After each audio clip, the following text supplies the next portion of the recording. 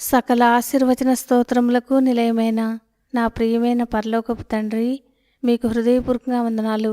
ఇచ్చిన మహా గొప్ప రక్షణకై స్తోత్రం చెల్లిస్తూ, మా జీవితాల్లో ఉంచిన లోయ అనుభవాలను బట్టి మిమ్మల్ని ఆరాధించి పూజిస్తూ, ఈ సమయాన్ని దీవించమని మమ్మల్ని అందరినీ మీ హస్తాలకు అప్పగించుకుంటూ, ప్రభువైన యేసుక్రీస్తు నామములో స్తుతించి ప్రార్థించి వేడుచున్నాము తండ్రి, ఆమెన్.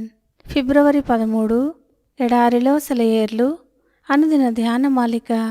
ఆ కొండ ప్రాంతము మీదే. యెహోషువ గ్రంథం 17వ అధ్యాయం 18వ వచనం. ఉన్నతమైన ప్రదేశాల్లో నీకు చోటు ఎప్పుడూ ఉంటుంది. లోయ ప్రాంతాల్లో కనానీయులు ఉన్నప్పుడు నిన్ను వాళ్ళు తమ ఇనుప రథాలతో అడ్డగించినప్పుడు కొండలపైకి వెళ్ళండి, ఎత్తైన ప్రదేశాలను ఆక్రమించుకోండి. దేవుని కోసం నువ్విక పనిచేయలేని సమయం వచ్చేస్తే పనిచేసే వాళ్ళ కోసం ప్రార్థన చెయ్యి.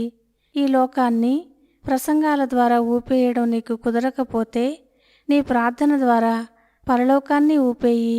పల్లపు భూముల్లో నీ ఉపయోగం లేకపోతే, సేవకి తగిన బలం, ఆర్థిక సహాయం లేకపోతే నీ చురుకుతనం పైవాటిల్లో పరలోకంపై ప్రయోగించు. విశ్వాసం అరణ్యాలను నరికే శక్తి గలది.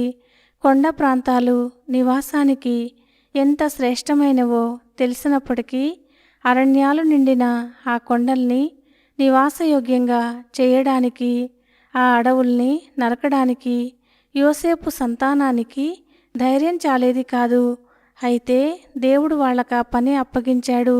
వాళ్ళ శక్తి ఆ పనికి సరిపోతుందన్నాడు. అరణ్యాలు నిండిన ఆ కొండల్లాగా మనకి దేవుడు కేటాయించే పనులన్నీ అసాధ్యంగానే కనిపిస్తాయి. అవి మనల్ని హేళన చేయడానికి కాదు గాని మనల్ని ఘనకార్యాలకి పురికొల్పడానికే.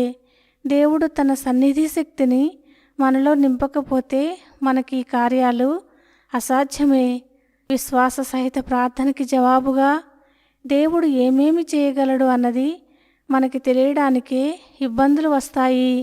లోయలో నువ్వు ఉండలేకపోతున్నావా? కొండల్లోకి వెళ్ళి నివసించు. బండరాళ్లలో నుండి కొండతేనె సంపాదించుకో. అరణ్యాలు కప్పిన కొండ చర్యలను సస్యశ్యామలం చేసుకో. మనం దాటలేమనే నదులున్నాయా? తొలచలేమని వదిలేసిన పర్వతాలున్నాయా? అసాధ్యమనుకున్న పనుల్నే మేం చేపట్టేది, చేయలేమన్న వాటినే మేము చేసేది. దేవుడు ఈ మాటలను దీవించునుగాక. ఆమెన్.